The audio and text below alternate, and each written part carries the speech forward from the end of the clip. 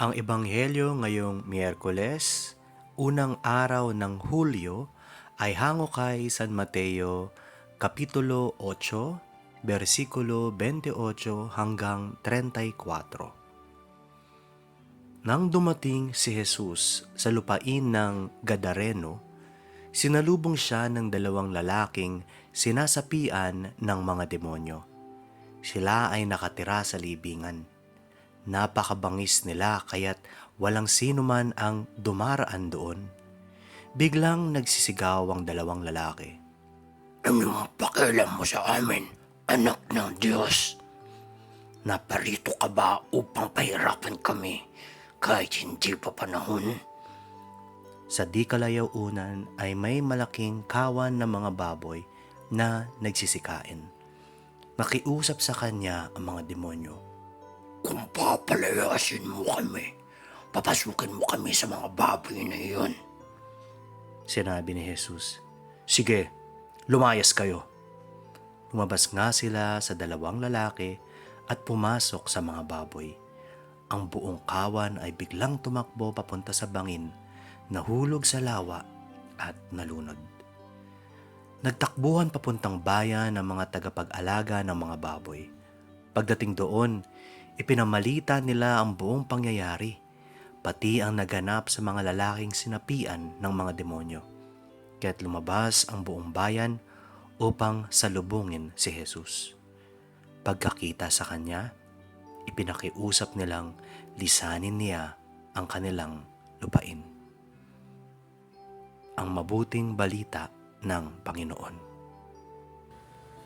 Today's faithful reflection is from Brother Celton Sindo from Hand of the Sower Catholic Community. Persona non grata. Persona non grata. Ito ay salitang Latin na kung pasisimplihin, hindi ka welcome dito sa amin. Sa Ebanghelyo, dalawang inaalihan ng masasamang espiritu ang naengkwentro ni Jesus. Ang mga ito'y nagpakilala bilang pulutong o lehiyon. Sa makatuwid, mga 6,000 hukbo mula sa Marcos Kapitulo 5, siyam at Lucas Kapitulo 8, versikulo 30. Dahil inakala nilang panahon na upang sila'y lipunin ni Jesus, nakiusap silang sa mga baboy na lang sila sumanib. At nang pumayag nga si Jesus sa kanilang pakiusap, nangalunod nga silang lahat.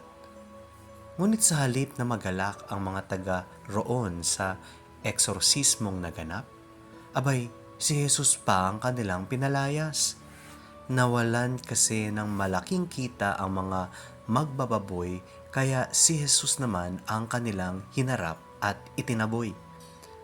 Mamatamisin pa nila ang patuloy na mamuhay sa gitna ng panliligalig ng demonyo, wag lang manganib ang kanilang kita sa negosyo.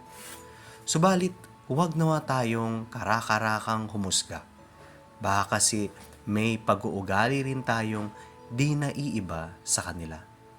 Baka sadyang ayaw rin nating manatili Jesus sa ating piling dahil balakid siya sa pansariling interes natin. Sadyangang persona non grata si Jesus sa sinumang ayaw lubayan ang mga paboritong kasalanan dahil nagsisilbing tinik ang Panginoon sa kanilang lalamunan. Ang Panginoong Hesus ay laging laan na tayo'y kalagan sa anumang gapos ng kasamaan upang malayang sundin ang banal niyang kalooban para sa atin.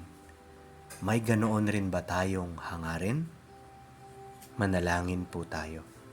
Jesus, kami naway lubusan mong palayain sa mga kasalanang gumagapos sa amin.